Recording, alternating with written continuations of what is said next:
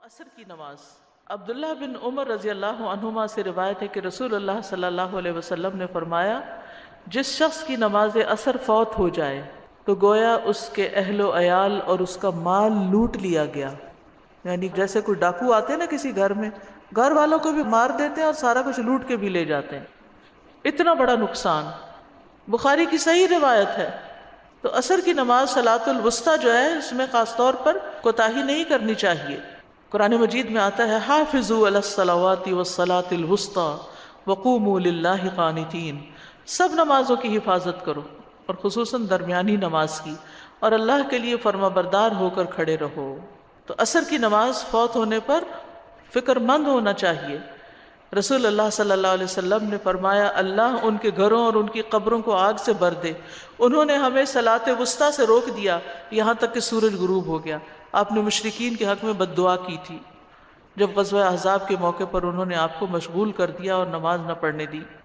یہ نماز آباء و اجداد اور بیٹوں سے زیادہ محبوب ہے، دوہرے اجر والی نماز ہے۔ یہ نماز پہلی امتوں پہ بھی پیش کی گئی تھی، انہوں نے ضائع کر دیا، تو اس لیے جو اس کی حفاظت کرے گا، نبی صلی اللہ علیہ وسلم نے فرمایا، اس کو دوہرا اجر ملے گا۔ عصر کی نماز کے وقت اللہ تعالیٰ فرشتوں سے بندوں کی نماز کی خبر لیتا ہے۔ صبح اور شام کے فرشتے فجر اور عصر میں تبدیل ہوتے ہیں، اور جو عصر کے وقت جاتے ہیں ان سے پوچھتے ہیں کہ تم نے میرے بندوں کو کس حال میں چھوڑا، تو وہ بتاتے ہیں کہ ہم ان کے پاس گئے تو وہ نماز پڑھ رہے تھے، اور جب ہم ان کو چھوڑ کے آئے تو وہ نماز پڑھ رہے تھے۔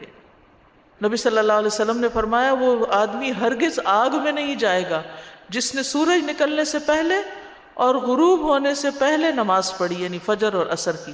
یہ دونوں وقت بڑے اہم وقت ہیں، ان کے اذکار بھی ہیں، صبح و شام کے اذکار۔ فجر کی نماز کے بعد سے لے کر سورج نکلنے تک، اور عصر کی نماز سے لے کر سورج غروب ہونے تک صبح و شام کے اذکار پڑھے جاتے ہیں۔ آپ صلی اللہ علیہ وسلم نے فرمایا، جو شخص 2 ٹھنڈی نمازیں یعنی فجر اور عصر پڑھے گا وہ جنت میں داخل ہوگا۔ یہ نمازیں پڑھنے والے اللہ تعالیٰ کا دیدار کر پائیں گے۔ عصر کی نماز چھوڑنا اعمال کی بربادی کا باعث ہے۔ نبی صلی اللہ علیہ وسلم نے فرمایا، جس شخص نے عصر کی نماز چھوڑ دی اس کے اعمال باطل ہو گئے۔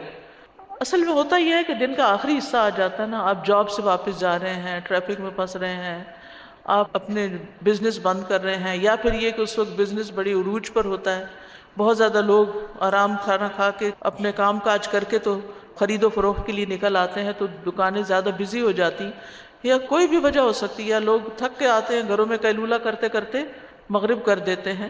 خاص طور پر وہ لوگ جو راتوں کو جاگتے ہیں تو وہ پرواہ نہیں کرتے کہ جب آ کے سوئے دوپہر کو تو کب اٹھے، اور پھر بعض اوقات بہت تاخیر سے پڑھتے ہیں، تو ان سب چیزوں سے بچنے کی ضرورت ہے۔ عصر کی نماز مؤخر کرنا منافق کی صفت ہے۔ رسول اللہ صلی اللہ علیہ وسلم نے فرمایا، کیا میں تمہیں منافق کی نماز کے بارے میں نہ بتاؤں؟ وہ عصر کی نماز لیٹ کرتا رہتا ہے یہاں تک کہ سورج غروب ہونے کے انتہائی قریب ہوتا ہے، اس وقت پڑھتا ہے۔ یعنی کبھی کبھار تو ایسا ہو سکتا ہے، لیکن عادتاً روز یہی کچھ کرنا یہ نفاق کی علامت ہے۔ ہم اپنے کچن سے، اپنے کام کی جگہ سے جب وضو کر کے اپنے مصلی پہ جاتے ہیں تو وہی ہماری مسجد ہے۔ تو ہمیں خواتین کو گھر میں کوئی جگہ مخصوص کر لینی چاہیے جہاں ہم سمجھیں کہ ہم بھی مسجد جا رہے ہیں۔